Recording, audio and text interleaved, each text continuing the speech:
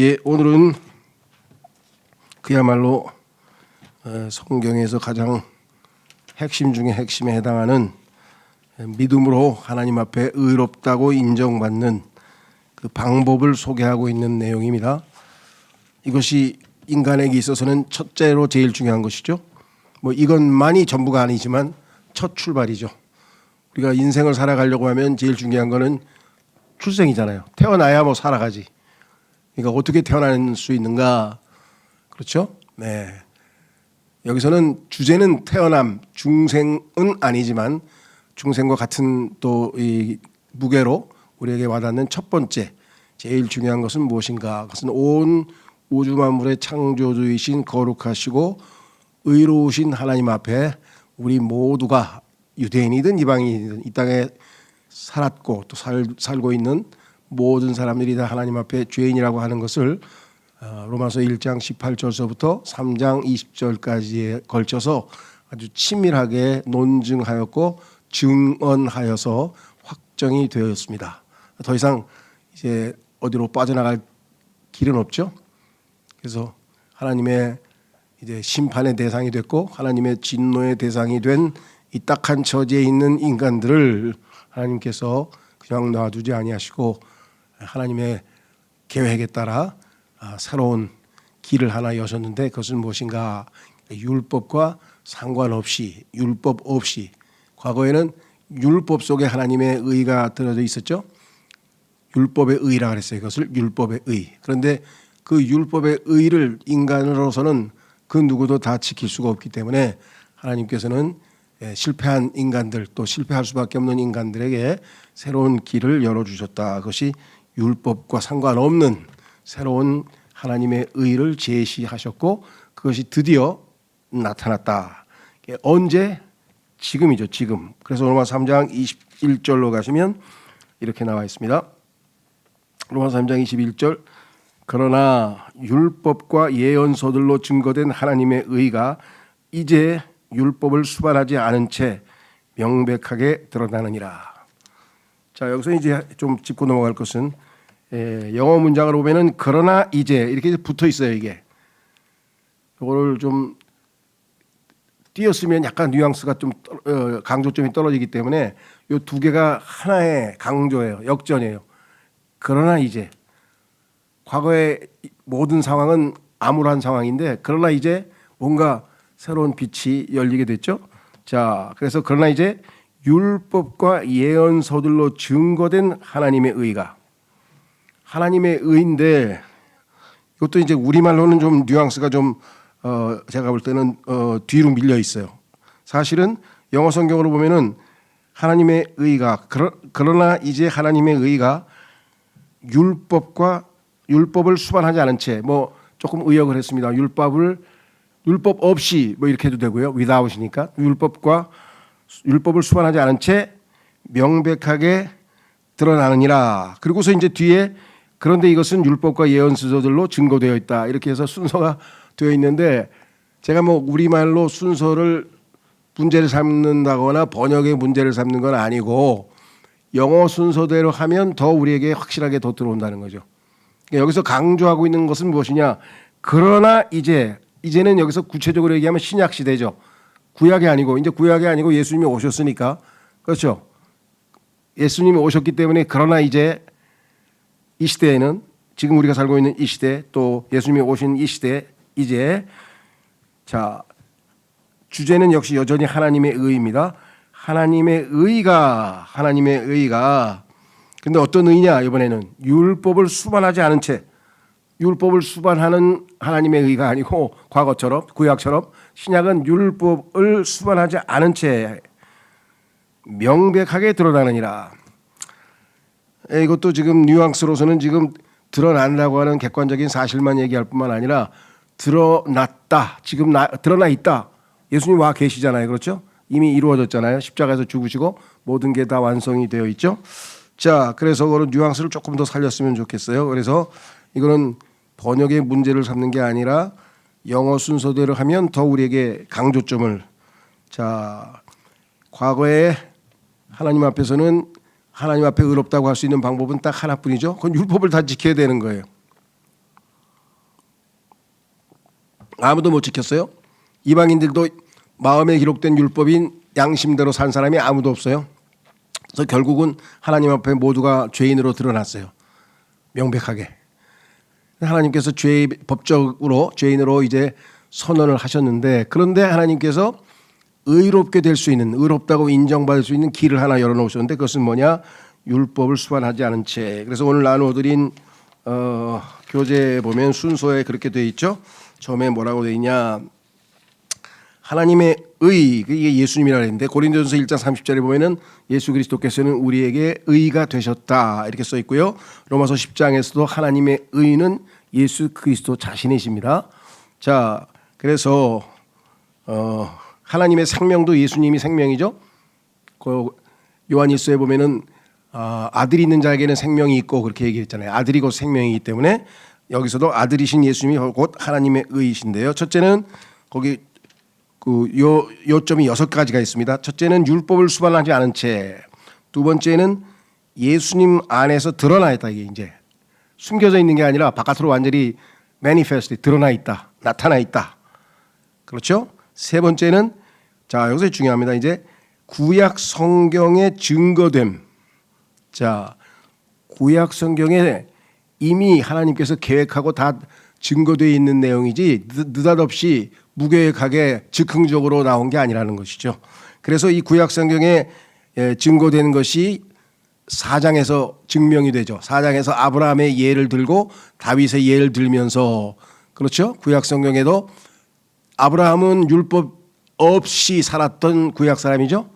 그다음에 다윗은 율법 하에 율법 밑에서 살았던 사람들이죠. 이 두 사람 다 똑같이 믿음으로 하나님 앞에 의롭다함을 얻었다, 인정받았다고 하는 사실을 입증하는 거예요. 그러니까 구약에 이미 다 알려져 있던 것, 특히 이사야서 53장 같은 경우. 자, 네 번째는 예수 그리스도의 믿음에 의해. 자, 여기 이제 조금 논란의 여지가 있는 표현이 나와 있네요. 자, 22절에 보시면 뭐라고 되어 있냐? 곧 예수 그리스도의 믿음에 의하여 하나님의 의가 모두에게 이르고 믿는 모든 자들 위에 임하느니라. 이는 거기에 차이가 전혀 없기 때문이라. 예수 그리스도의 믿음에 의하여, 이게 이제 소위 말하면 영어의 전치사 of 때문에 생기는 문제인데, 대부분의 성경들은 이걸 어떻게 번역했냐면 곧 예수 그리스도를 믿음에 의하여, 예수 그리스도를 믿음에 의하여 이렇게 해서 목적격으로 다 처리했어요. 그런데 문제는 그 뒤에 뭐라고 나오냐면 하나님의 의가 모두에게 이르고 믿는 모든 자들에게 위에 임하니라. 그러니까 믿음으로 구원받는다는 믿는 자들에게 하나님의 의가 임한다고 하는 얘기는 뒤에 써 있잖아요. 그러니까 앞에 예수 그리스도를 믿음으로 인하여라고 하는 것을 중복해서 쓸 필요는 없겠죠.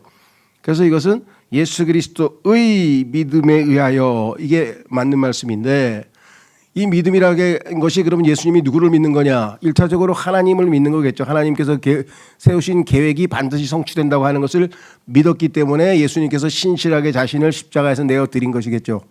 두 번째는 예수님께서 소유하고 계신 믿음을 우리에게 주신 것이니까 예수 그리스도의 믿음.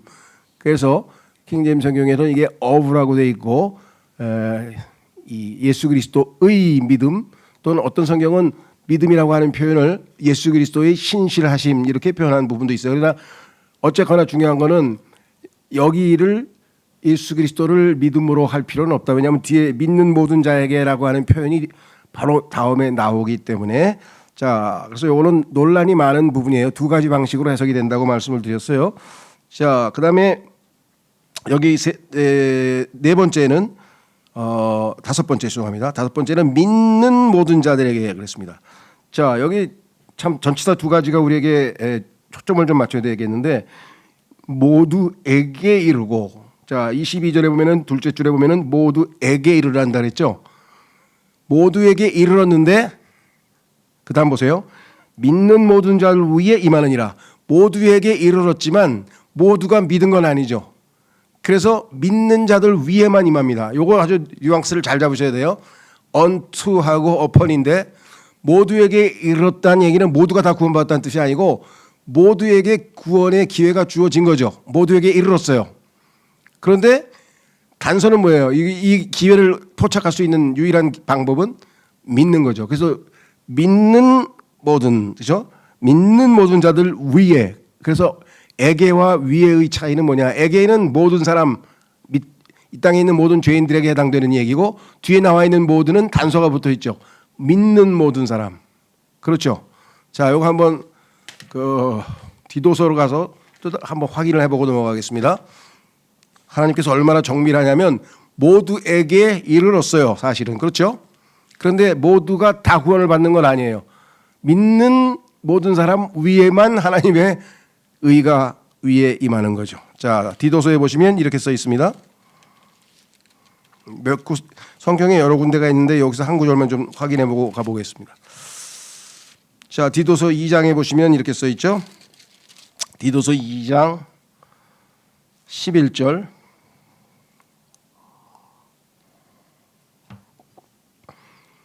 이는 구원을 가져오시는 하나님의 은혜가 모든 사람에게 나타나서, 요 구절이 바로 금방 우리가 읽은 모두에게 이르렀다는 얘기예요. 은혜가 모든 사람에게 나타났어요. 근데 모든 사람들 중에서 누가 은혜를 소유하게 됩니까?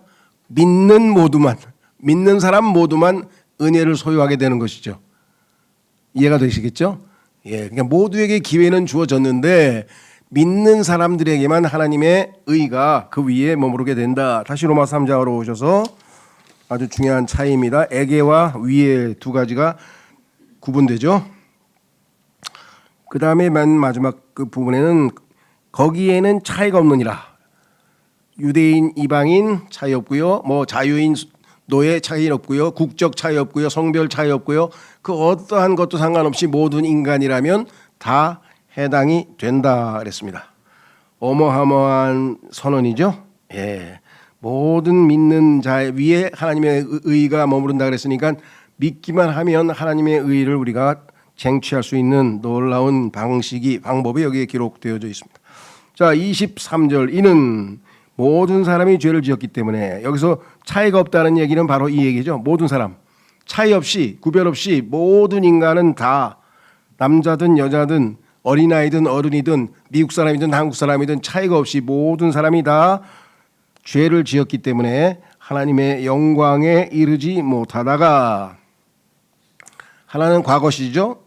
죄를 지었기 때문에, 이 땅에 있는 사람들이 모두 죄를 지었기 때문에, 그 다음에는 현재 상태, 하나님의 영광에 이르지 못하고 있다.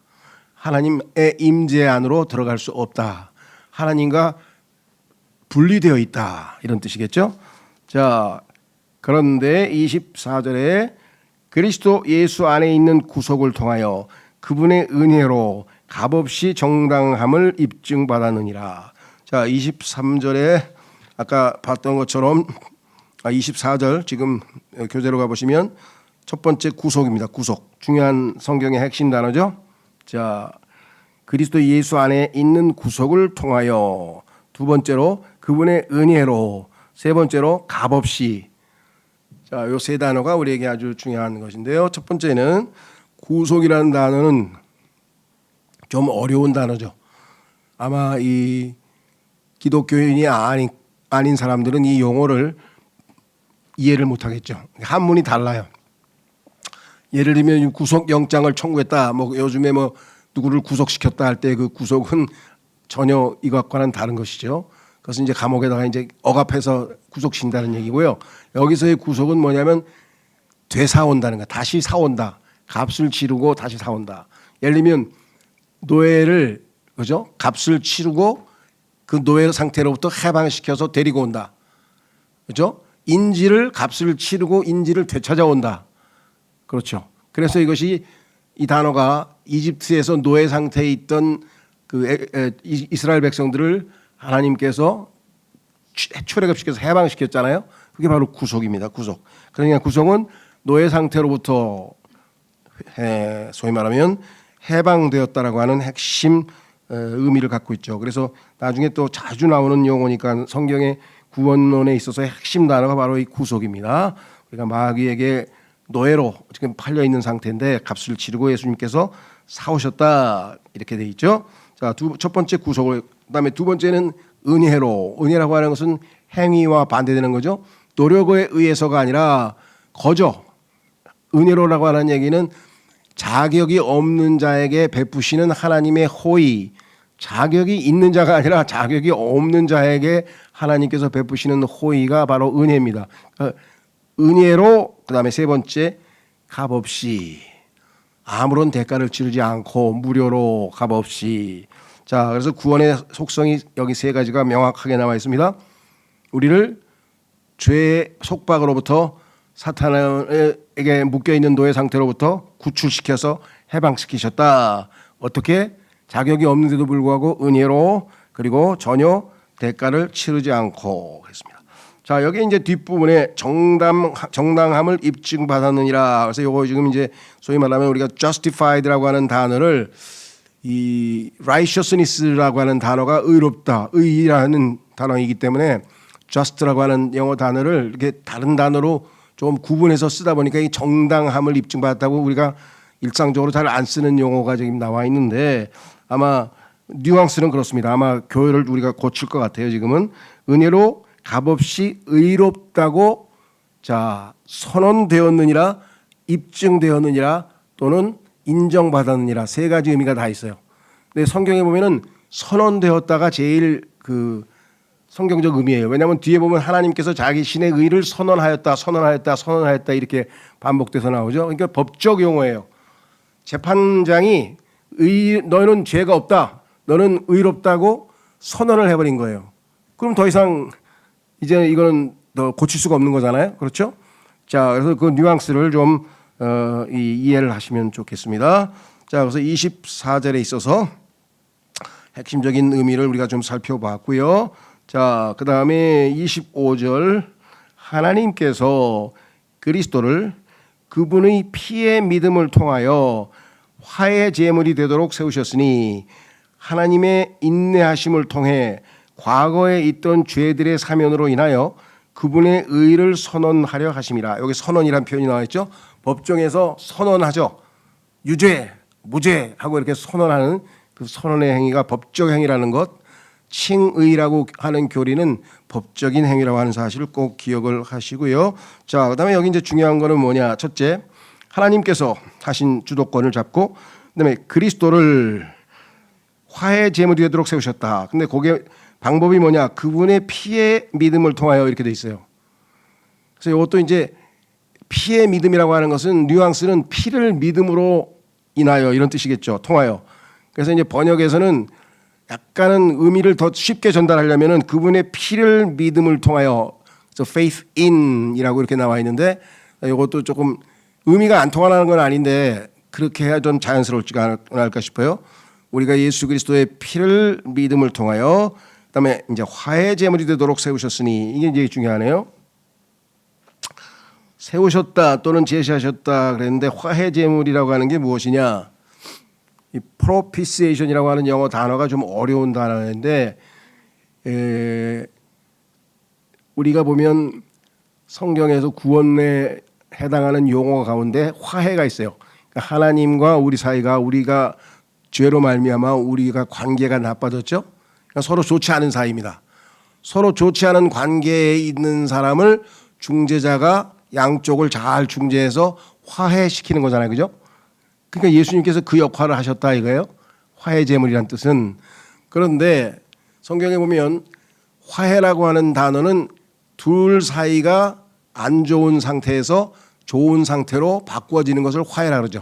우리 화해했어, 이제 친하게 됐어, 이제 더 이상 안 싸워, 이렇게 되는 건데, 여기서 얘기하는 reconciliation이 아니라 이 이제 propitiation이라고 하는 것은 단순히 화해만을 의미하는 게 아니라 진노를 가라앉힌다는 그런 뜻이 있어요. 유화, 마음을 가라앉힌다, 진정시킨다는 뜻이 있어요. 그 얘기는 뭐냐? 하나님과 우리 사이가 동급이 아니잖아요. 둘 다 친구 사이야. 근데 사이가 안 좋아. 그럼 화해만 하면 끝나. 그렇죠? 둘 다 친구 사이에서는 서로 티격태격 하다가 누가 중재하면 화해만 하면 끝나는데, 하나님과 우리 사이는 동급이 아니에요. 하나님은 일방적으로 우리의 죄 때문에 하나님께서 많이 마음이 상하셨고, 그래서 로마서 1장 18절에서 하나님의 진노가 하늘로부터 계시됐다 그랬잖아요. 그러니까 지금 하나님은 죄인들 때문에 진노가 엄청나게 지금 쌓여 있단 말이죠. 그렇죠? 그래서 그 진노를 하나님께서 어디다 쏟아 부어야 될 거 아니에요. 그래야 진노가 없어질 거 아니에요. 그런데 예수 그리스도께서 그 진노의 잔을 대신 우리를 대신해서 죄인들이 받아야 할 진노의 잔을 예수님께서 대신 십자가에서 받으셨다. 그러면 하나님께서는 이제 진노가 가라앉으신 거잖아요. 왜? 진노를 다 예수님에게 쏟아 넣으셨으니까. 그래서 우리하고의 원수 관계가 뭐예요? 예수님 덕분에, 중재자 덕분에 아버지와 아들이라고 하는 좋은 관계로 되었다. 그러니까 그래서 요거를 개역성경에서는 화목제물이라고 그랬어요. 저도 번역을 화해 제물 이렇게 했는데 화목제물 해가지고 이게 두 가지를 단순히 둘 사이를 화해시키는 것과 하나님의 진노를 가라앉혀서 사이가 좋아진다는 의미의 화목과는 조금 좀 구분해서 써야 되지 않을까 그렇게 생각합니다. 뉘앙스는 이해가 되셨겠죠? 자, 그래서 25절에 우리는 일단 화해 제물이라고 했는데 화목 제물이라고 하면 어떨까? 이건 제 생각입니다. 되도록 세우셨으니, 자, 그래서 이제 피를 흘려서 하나님의 진노를 다 예수님이 받으셨어요. 자, 하나님의 인내하심을 통해 과거에 있던 죄들의 사면으로 인하여 하나님께서 오랫동안 참으셨어요. 뭘 찾으셨습니까? 과거에 유대인들이 지은 모든 죄들 있잖아요. 과거에 유대인들이 지은 수없이 많은 죄들을 하나님께서 다 여기에 보시면 인내로 참으셨는데, 인내하셨는데 어떻게? 그들에게 제사를, 그들의 죄값을 다 치르지는 않았지만 그들이 하나님께서 그 제사를 지내서 하나님께서 일시적으로 용서해 주신 거죠. 짐승의 피를 통해서. 짐승의 피로 인해서 사면, 용서는 해 주셨죠. 구약에 있는 성도들은 계속해서 짐승을 통해서 짐승의 피를 드림으로써 용서는 계속해서 받았지만 해방되지는 못해서 구속이 되지는 못했어요. 죄가 완전히 제거되지는 못했어요. 왜? 히브리서에 보니까 짐승의 피로는 죄를 제거할 수 없다는 거예요. 하나님의 피이신 예수님의 흘리신 피로만 죄를 제거할 수 있기 때문에 임시로 소위 말하면 죄를 용서는 받았지만 죄가 제거되지는 못했다라고 출애굽기 34장 7절에 기록되어 있죠. 그러니까 구약 성도들은 죄가 제거되지 못했기 때문에 하늘로 못 올라가고 어떻게 됐습니까? 어디에서 기다렸어요? 아브라함의 품이라고 하는 그곳에서 대기 상태에 있었죠. 그래서 예수 그리스도께서 십자가에서 죽으셨을 때 부활하시고 승천하셨을 때 이 구약의 성도들을 포로로 사로잡아서 데리고 올라갔다. 왜? 이제는 예수님이 피값을 치르셨으니까 더 이상 지상에 머물러 있어야 될 이유가 없죠. 그래서 에베소서에 보면 이들을 다 데리고 올라가셨다. 값을 다 치르셨다. 이렇게 됩니다. 자, 그래서 여기서는 뭐라고 되어 있는 거 아니? 구약 성도들에 대한 얘기입니다. 하나님의 인내하심을 통해 과거에 있던 죄들의 사면으로 인하여 과거의 죄를 다 사면했다. 근데 죄값은 아직 안 치렀어요. 그러니까 어떻게 돼요? 예수 그리스도의 피를 흘리심으로써 하나님께서 죄값을 치렀으니까 정당하게 구약 성도들도 의롭다고 하나님께서 인정하실 수 있죠. 그래서 여기 나와 있죠. 그분의 의를 선언하려 하심이라. 내가 말하노니 26절. 이때에 그분의 의를 선언하시어 그분께서 정당하게 되시고, 하나님께서 자신의 의를 선언할 수 있죠. 나는 의롭다. 왜? 과거에 유대인들이 지은 모든 죄들을 짐승의 피로 용서만 해줬지만 지금은 내 아들의 피로 다 죄값을 치루었기 때문에 나는 의롭다. 하나님께서 의롭다고 선언하시는 거죠. 그 다음에 뭐예요? 또한 예수님을 믿는 자를 정당함을 입증하시는 분이 되려 하십니다. 그러면 구약 성도들만 의롭다 하시고 하나님도 의롭다 하시고, 그럼 신약 성도들은, 예수 그리스도를 믿는 자들은 예수 그리스도께서 흘린 피의 근거에서 이들도 의롭다고 선언하실 수 있죠. 그래서 선언하시는 분이 되려 하십니다.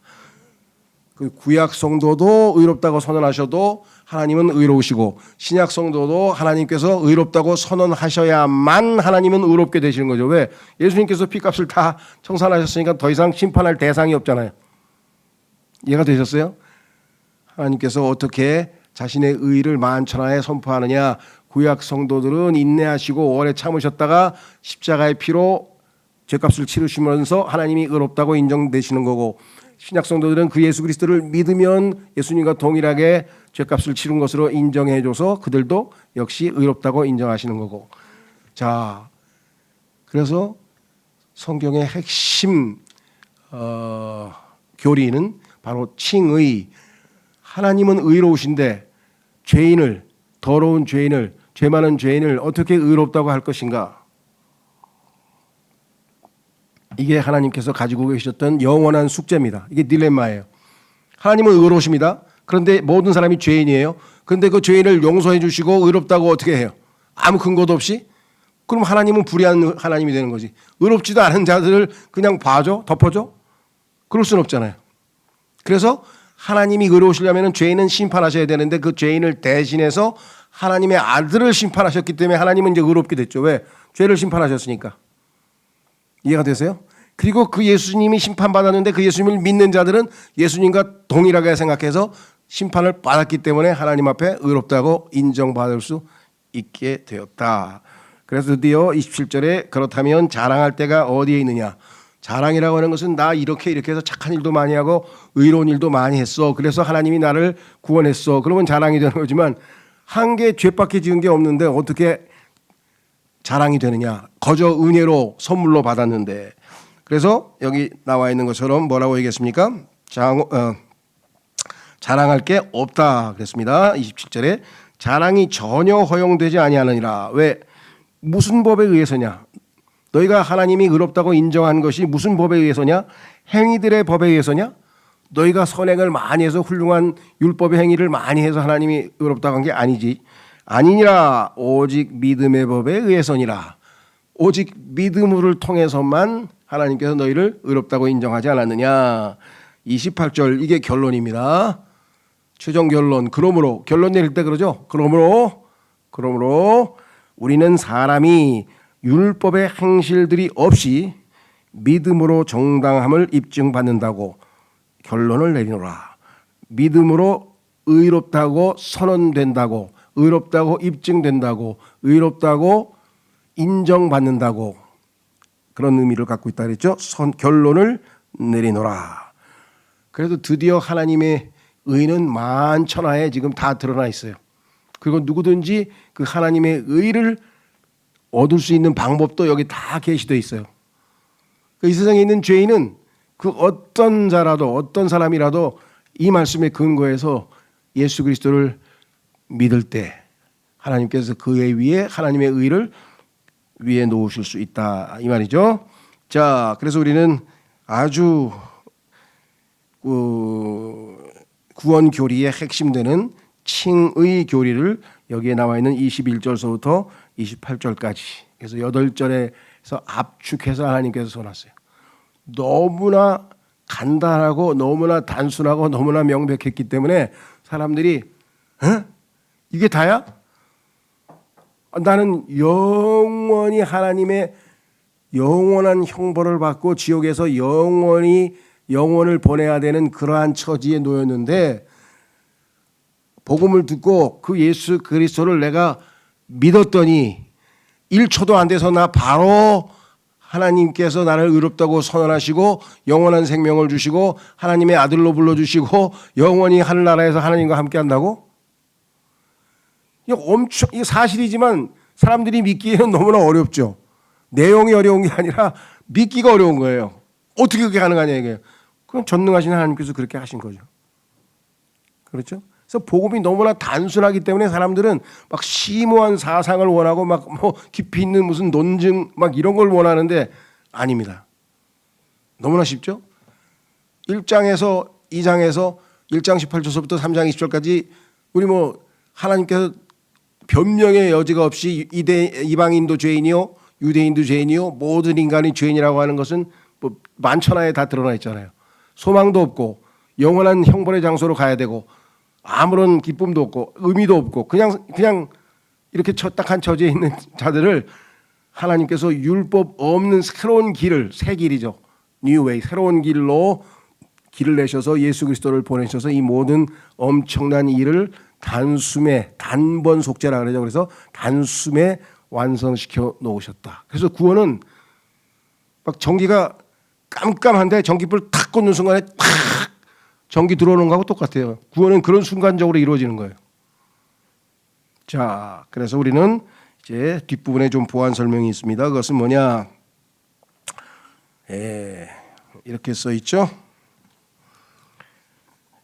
29절에 그분께서 유대인들만의 하나님이시냐. 유대인들은 계속해서 자기들이 특권이 있다 그러고 선민이라 그러고 여전히 거기에 매달려 있다 그러니까 그러냐? 그분은 이방인들에게도 하나님이 아니시냐? 지금 입증했죠. 누구든지라 그랬으니까. 진정 이방인들의 하나님이시기도 하시니라. 유대인 이방인 상관없이 이제는 그리스도 안에서 다 차별이 없다고 아까 말씀했습니다.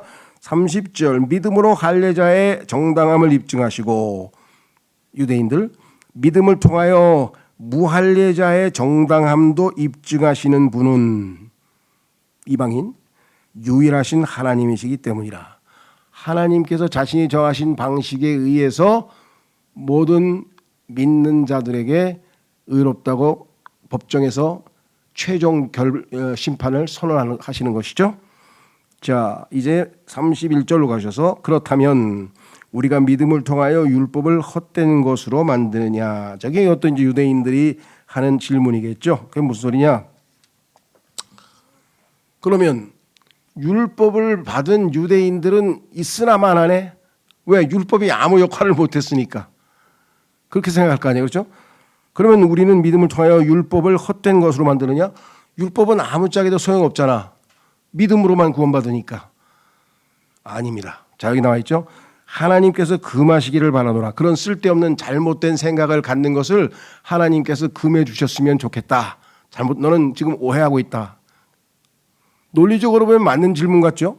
그럼 뭐 우리가 믿음을 통하여 율법을 헛된 것으로 만들어 우리가 믿음으로 하나님 앞에 의롭다고 선언받았으니까 율법은 아무짝에도 소용없네 라고 이야기를 하는 거예요. 그런데 반대로 바울은 뭐라고 하느냐? 그런 잘못된 생각을 하나님께서 금하시기를 원하노라. 왜? 진정 우리는 율법을 확고히 세우느니라. 이게 무슨 말씀입니까? 율법의 뚜렷한 목적이 어디에 써 있었어요? 바로 3장 20절에 써 있잖아요. 하나님께서는 율법을 믿어서 율법을 실천해서 하나님 앞에 의롭다고 인정받아라 하신 적이 단 한 번도 없어요. 율법을 지켜서 하나님 앞에 의롭다고 인정받아라 하고 하나님께서 요구하신 적이 단 한 번도 없어요. 왜? 여기 써 있잖아요. 3장 20절에. 그러므로 그 율법을 인간이 지키리라고 하나님께서 의도하셨겠어요? 그걸 어떻게 지켜요? 613가지를 단 하나도 어기지 않고 평생 살 수 있는 사람이 누가 있겠어요? 그러면 하나님께서는 왜 율법을 주셨을까? 여기 써 있죠. 20절. 그러므로 율법의 행신들로는 그분의 목전에서 정당함을 입증받을 육체가 전혀 없느니라. 이는 율법으로는 뭐라고요? 죄를 알게 되기 때문이라. 율법이 있어야 나 율법 어겼구나. 거기 나오잖아요. 그렇죠? 거짓말하지 말라. 근데 자기 거짓말했어. 나 율법 어겼구나. 그렇죠? 탐심하지 말라. 그랬는데 탐심이 나 죄인이구나. 그러니까 율법이 있어야 죄인이란 걸 알 거 아니에요. 그렇죠? 거울을 봐야 나 얼굴이 여기 더럽게 뭐 묻었구나. 이걸 알 수 있는 것처럼 율법을 주신 목적은 율법을 어긴 죄인이라고 하는 것을 알고 누구에게로 보내요? 너는 빨리 가. 너를 구원해 주실 구원자가 저기 계셔. 저기 예수 그리스도께로 가라고. 그렇게 율법이 죄인을 예수님께 보내주셔서 율법의 역할이 뭐예요? 야, 나는 임시교사야. 나 이제 가정교사야. 가정교사인데 정말 유능한 선생님이 새로 오셨대. 선생님한테 가. 그분이 널 잘 가르쳐 줄 거야. 그래서 성경에서 갈라디아서에서 뭐라고 했어요? 율법을. 가정교사라는 가정교사 역할을 하는 거예요. 율법이 없으면 사람들이 죄인인 줄 모를 거 아니에요. 그렇죠? 내가 지금 운전하고 가는데 딱 보니까 110km라고 딱 써 있어. 110km가 제한 속도야. 만약에 110km라고 딱 써 있지 않았으면 저걸 보고 내가 이거 120 넘었네. 큰일 났네. 줄일 거 아니에요, 속도를. 근데 그게 안 붙어 있으면 130으로 가든 150으로 가든 제멋 때릴 거 아니에요. 그러니까 하나님께서 이런 율법을 딱 주시고 인간이 하나님이 하지 말라는 일 했네. 하나님이 하라는 일 안 했네. 그래서 뭐예요? 나는 율법을 어겼구나. 성경에 보죠. 죄가 뭐예요? 율법을 어긴 것이라 해서 율법을 어겼구나.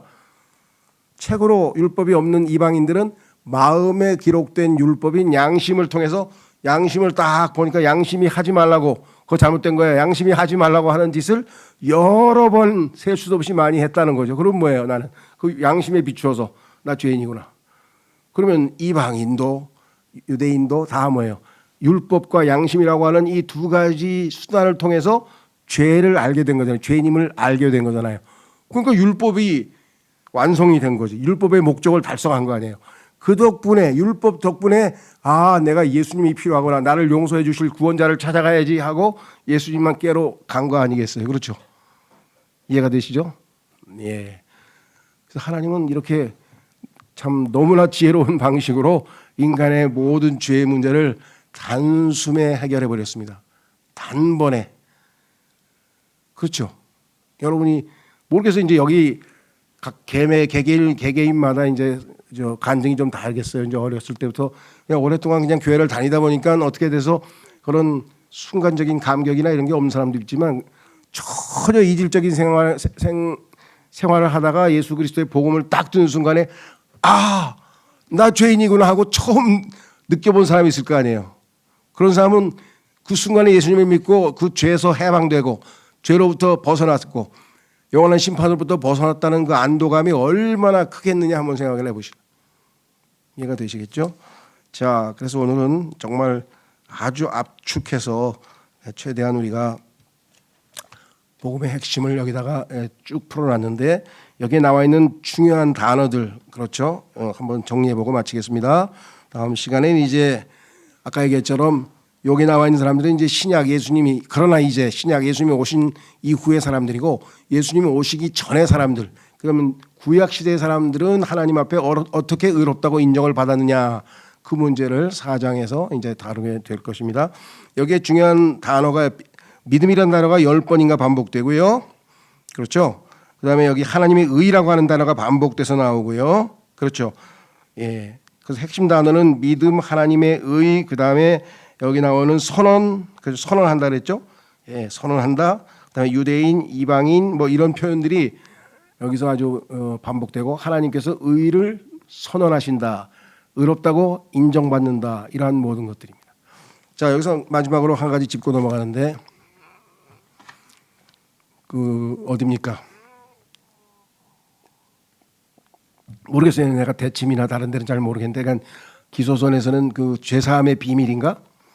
그 유명한 책자가 있잖아요. 기소서에서 나온 죄사함의 비밀. 구원의 핵심은 죄사함이 아니에요. 구원의 핵심은 하나님으로부터 내가 의롭다고 인정받는 거예요. 아까도 얘기했지만 죄사함은 용서는 구약시대 사람들도 계속 용서받았어요. 짐승만 갖다 바치면 돼. 짐승 갖다 바치고 용서받고 짐승 갖다 바치고 용서받고 계속 죄 짓고 용서받고 죄 짓고 용서받고 죄 짓고 용서받고 그 판단의 소용 없는 거예요. 어떤 사람은 단번에 용서받았다 그랬는데 아니에요. 예수님 믿고 나서 죄 지으면 또 용서받아야 돼요. 요한일서에 나오잖아요. 죄 짓고 용서받으면 자백하고 용서받잖아요. 그러니까 용서에다 초점을 두면 안 돼. 용서는 당연히 우리에게 큰 은혜이지만 구약의 성경의 구원 교리의 핵심은 용서가 아니에요.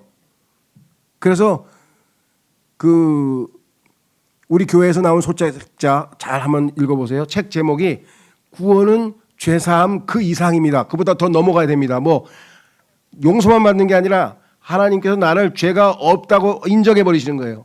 무죄. 너는 죄를 한 번도 지은 적이 없다고 인정해 주시는 거예요. 예수님 덕분에. 그걸 칭의라 그래. 의롭다고 칭하다, 선언하다, 밝히다, 그렇게 그게 되는 거예요. 그래서 이 칭의 교리가 정확하게 이해돼서 그것이 하나님 앞에 자기가 인정받은 의롭다고 인정받은 유일한 근거라고 하는 걸 아는 사람은 구원에 대해서 단 한 번도 흔들림이 없어요. 아무리 큰 죄에 빠지더라. 이건 흔들림이 없어요. 그래서 이 일반적으로 죄 사함을 자꾸만 강조하는 것이 어떤 의미에서는 위험할 수도 있다는 거예요. 죄 사함은 성경에서 말하는 구원의 의미는 아니에요. 구원 중에 죄 사함이 하나 들어가 있는 것뿐이지 성경에서 말하는 진정한 의미에서의 구원은 구속 있잖아요. 아까 해방받았잖아요. 완전히. 그렇죠? 예, 그 칭의가 성경적 구원 교리의 핵심이다. 꼭 기억하시고요. 그래서 로마서 3장에서 그것을 입증했고 4장, 5장에서 이제 보완 설명을 하게 됩니다. 그러면 성경의 구원 교리의 핵심은 여기서 다 정리가 되는 것이겠죠. 다음 시간에 4장으로 넘어가 보겠습니다. 오늘도 주신 말씀을 통해서 예수 그리스도의 피를 믿음으로 하나님께서 우리를 위해서 화목제물로 세우신 예수 그리스도를 통해서 오직 믿음으로만 우리를 의롭다고 선언하시고 인정해 주신 하나님께 감사함과 더불어 이 복음의 진리를 우리가 많은 사람들에게 선포해서 그들도 구속받고 그들도 해방받고 그들도 구원받도록 해야 되겠습니다. 잠깐 기도하겠습니다.